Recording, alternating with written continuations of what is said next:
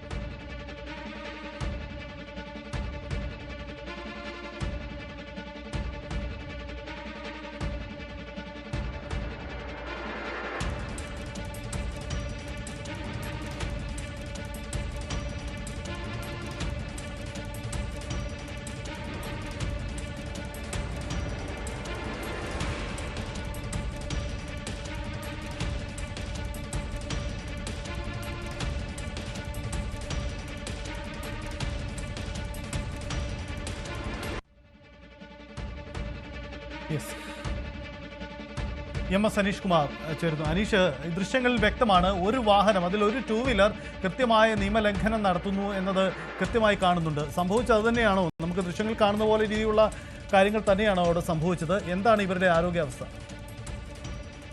തീർച്ചയായും ഇന്ന് രാവിലെയാണ് ഈ സംഭവം ഉണ്ടായിരിക്കുന്നത്. മാവൂർ കാട്ടാങ്ങൽ റോഡിൽ നിന്നും അതിവേഗത്തിൽ കുതിച്ചെത്തിയ ആ സ്കൂട്ടറാണ് ഈ മാവൂർ മണ്ണന്തലക്കടവ് റോഡ് വഴി വന്ന മറ്റൊരു സ്കൂട്ടറുമായി കൂട്ടിയിടിക്കുന്നത്. അതിൽ ഒരു സ്കൂട്ടർ വളരെ വേഗത്തിൽ വരുന്നതും കൂട്ടിയിടിക്കുന്നതും നമുക്ക് കാണാൻ കഴിയുന്നുണ്ട്. എന്തായാലും ഇടിയുടെ ആഘാതത്തിൽ രണ്ട് വാഹനങ്ങളിലും നിന്നും സഞ്ചരിച്ചവർ റോഡിലേക്ക് തെറിച്ച് വീണിട്ടുണ്ടായിരുന്നു. ഇവർക്കും പരുക്ക് പറ്റിയിട്ടുണ്ട്.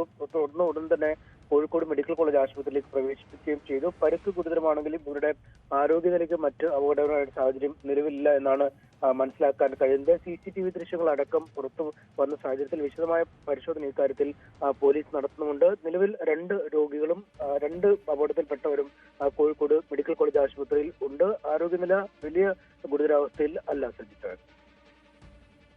ഇവരുടെ ആരോഗ്യാവസ്ഥ ഗുരുതരമല്ല, പക്ഷേ ദൃശ്യങ്ങളിൽ വ്യക്തമാണ് നിയമലംഘനം. ഒരിക്കൽ കൂടി നമുക്ക് ആ ദൃശ്യങ്ങളിലേക്ക്